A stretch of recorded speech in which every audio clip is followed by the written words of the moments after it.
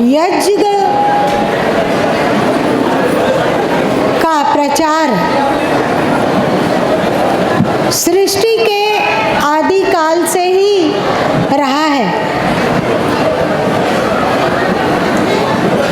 और क्योंकि यज्ञ जो संस्कृत पढ़ना जानते हैं अथवा जो पुजारी वर्ग हैं वे ही करवाने में सक्षम हो पाते थे। सभी अपने तरीके से यज्ञ करने में असफल थे, इसलिए ये यज्ञ का सरलीकरण है जो अलग तरीके से है और सभी अपने अपने घरों में कर सकते हैं, चाहे वे पढ़े लिखे हों चाहे अनपढ़ हों। और एक मजे की बात है कि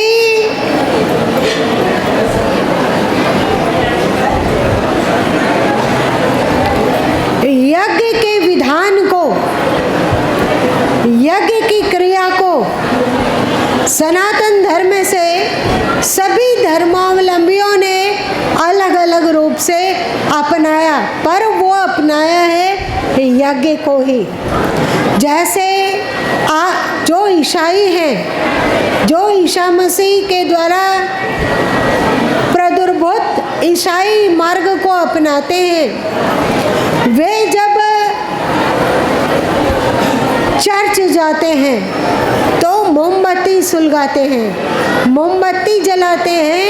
ये यज्ञ का ही एक रूप है जिसे सनातन धर्म से उन लोगों ने अपनाया। चाहे रविवार हो तो मोमबत्ती जलाएंगे या फिर बड़ा दिन हो तो मोमबत्ती जलाते हैं, अथवा किसी भी तरह की चीज़ हो, चाहे किसी का श्राद्ध दिवस है, चाहे विवाह दिवस है, चाहे जन्मदिन है, सब में वे लोग मोमबत्ती को जलाते हैं। ये यज्ञ को ही उन लोगों ने सरल करके अपनाया है। वैसे ही इस्लाम में लोबान सुलगाने का की परंपरा, लोबान सुलगाने की परंपरा सनातन धर्म से ही ली गई हुई। और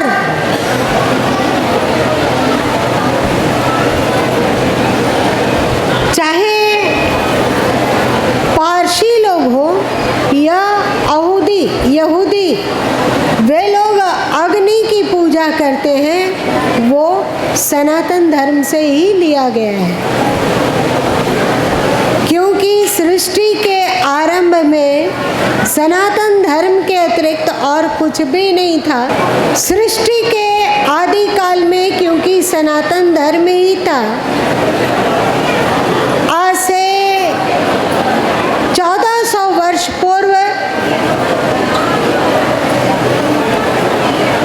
मोहम्मद साहब धरती पर आए और उन्होंने इस्लाम को चलाया।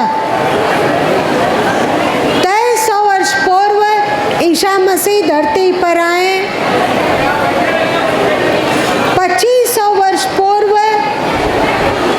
महात्मा बुद्ध और महावीर स्वामी धरती पर आकर बौद्ध और जैन धर्म का प्रादुर्भाव किया।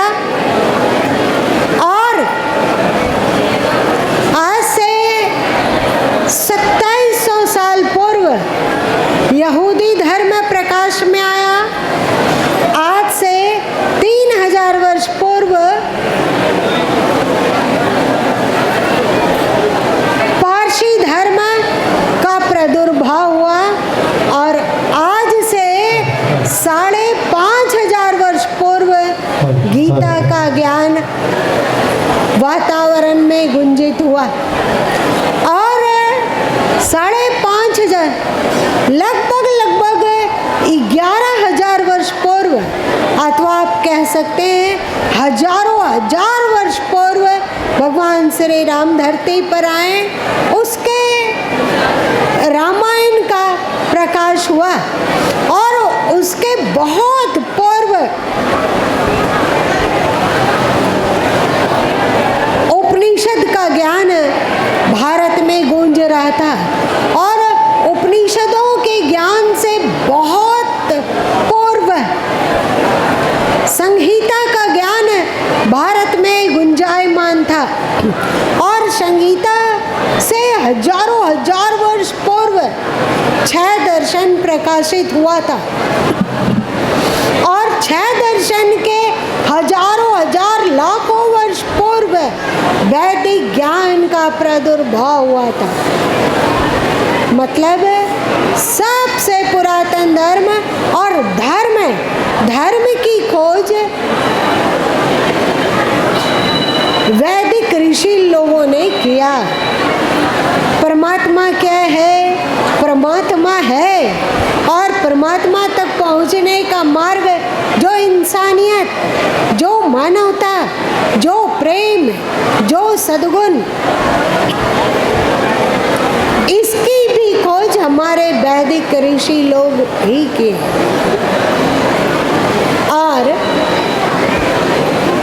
आपको जानकर यह आश्चर्य होगा कि जब मोहम्मद साहब इस धरती पर आए थे तो उन्होंने अपने उपदेशों में अक्सर कहा करते थे, भारत से पश्चिम की ओर मक्का मदीना है और मक्का मदीना के पूर्व की ओर भारत है। तो मोहम्मद साहब अक्सर कहा करते थे कि पूरब दिशा से बहुत ही शांति और गहरी हवा आती है। गहरी हवा आती है मतलब पूरब से, मतलब भारत से उन्होंने ज्ञान के बहुत संख्यक चीज को लिया है। और आपको मजा होगा, आप ये जानिए कि नमाज शब्द भी संस्कृत शब्द है। नम यज्ञ मतलब यज्ञ में नमन करना, यज्ञ में झुकना नमाज का अर्थ होता है।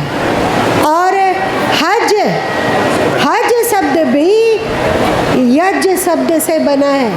यज्ञ मतलब यज्ञ, यज्ञ से ही हज शब्द बना है। इस तरह यह संस्कृति, यज्ञ की संस्कृति बहुत ही पुरातन है,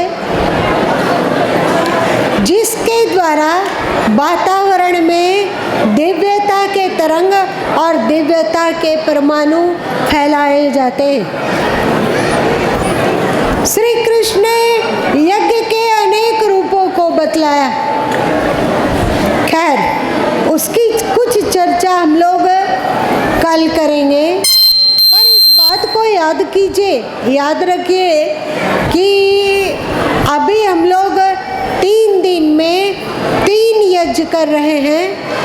प्रथम गुरु यज्ञ किया, दूसरे दिन कबीर यज्ञ किया, मतलब सनातन धर्म के समर्थक यज्ञ को किया, और अंतिम दिन हम लोग गीता यज्ञ करेंगे, मतलब गीता का आवाहन करते हुए यज्ञ करेंगे। ये तीन यज्ञ गुरु माँ ने क्यों चुना? इसलिए कि ये त्रिवेणी का संगम है। गंगा, यमुना और सरस्वती का मिलन जिस पॉइंट पे होता है उसको हम लोग त्रिवेणी कहते हैं। और हर हिंदू का सपना होता है कि एक बार वह त्रिवेणी में जरूर स्नान करें। उस त्रिवेणी को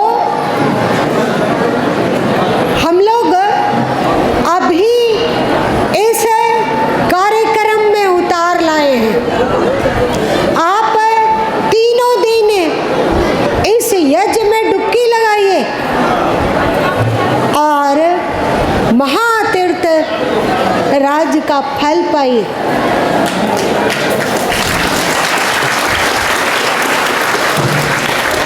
त्रिवेणी से भी अद्भुत अनुपम, जहाँ ब्रह्मा विष्णु और शंकर का मिलन होता है, वो है अभी फिलहाल अभी जो हम लोग कर रहे हैं त्रियज्ञ। इसमें ब्रह्मा विष्णु और शंकर की मिलन स्थली है ये। और साथ साथ में साधन पद्धति में, मतलब अंदरूनी तीर्थ, जब हम लोग अंतर्मुखी तीर्थ करते हैं तो सभी शास्त्र, सभी संत कहते हैं ईड़ा नाड़ी, पिंगला नाड़ी और सुषुम्ना नाड़ी, इन तीनों का जहाँ संगम होता है उसे कहा जाता है आज्ञा चक्र। और आज्ञा चक्र को खोले बिना कोई भी आध्यात्म की ऊंचाइयों को नहीं छू सकता है। तो ये आज्ञा चक्र का प्रतीकात्मक कार्यक्रम है, त्रिदिवसीय कार्यक्रम। और एक बात कि आपके हिंदू धर्म में सतगुण, रजगुण और तमगुण 3 गुण माने गए हैं। और श्री कृष्ण कहते हैं कि जो त्रिगुणातीत होता है, तो जो जहाँ तीनों गुण का आपस में संगम होता है वो समता का गुण है, वो त्रिगुणात्मक स्थिति है। तो ये त्रिगुणात्मक स्थिति का प्रतीक है त्रिगुणात्मक त्रैगुणी सम्यता।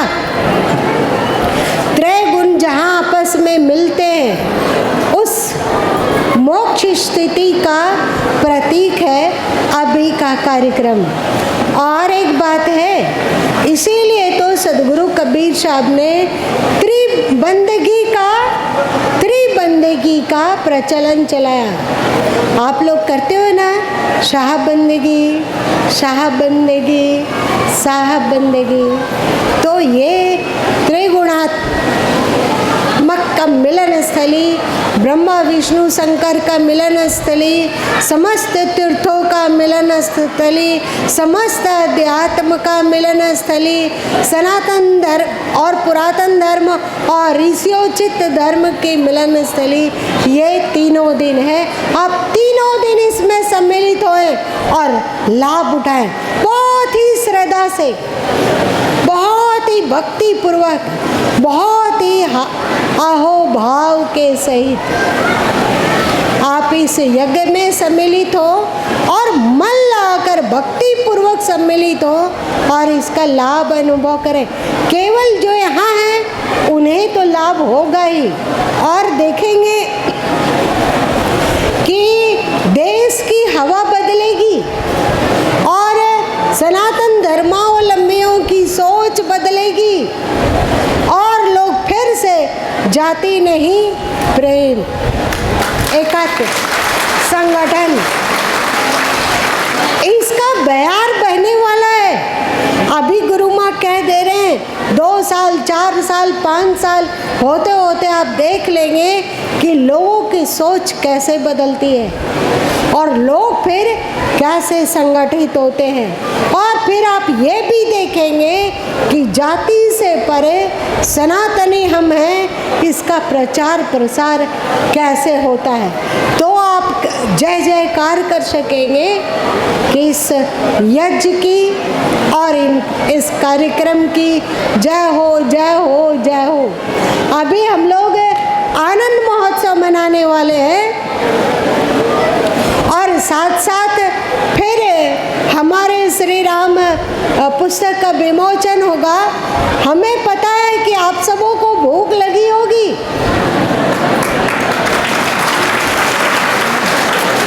हमें ये पता है कि आप सबों को भूख लग रही होगी, लेकिन क्या व्रत तो व्रत होता है। एक दिन यदि हमें 11 और 12 बजे ही भोजन मिलता होता हो तो क्या है। बहन लोग तो व्रत करने में बहादुर है, भाई लोग भी व्रत सीख रहे हैं।